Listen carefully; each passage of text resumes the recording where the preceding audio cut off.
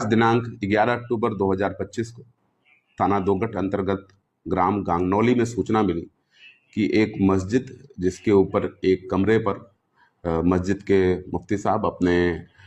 पत्नी और 2 बच्चों के साथ रहते थे और मुफ्ती कहीं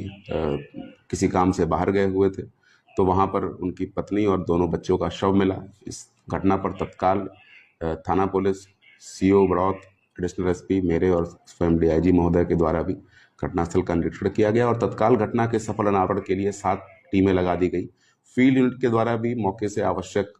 फिंगरप्रिंट्स और डीएनए साक्ष्य उठाए गए और लगातार जो 7 टीमें थी उन्होंने बड़े कम अवधि के अंदर वीडियोस को देख के 2 संदिग्धों को चिन्हित किया और जिनसे जब पूछताछ की गई तो ज्ञात हुआ कि ये दोनों बच्चे जो बाल अपचारी हैं, ये उसी मस्जिद के नीचे मौलवी से तालीम हासिल करते थे और मौलवी इनकी अक्सर पिटाई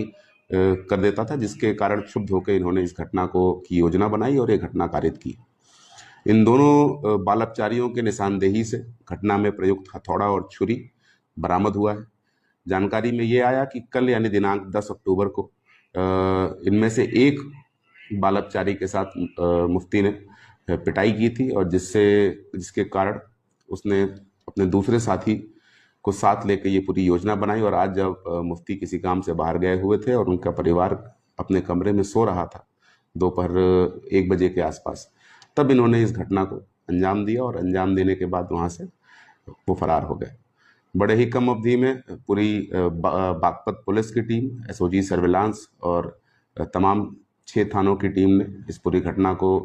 वर्कआउट किया है और दोनों बाल अपचारियों को अपनी कस्टडी में लिया है। थाना दोगट पर वादी की तहरीर पर अभियोग पंजीकृत करके आवश्यक विधिक कार्रवाई की जा रही है।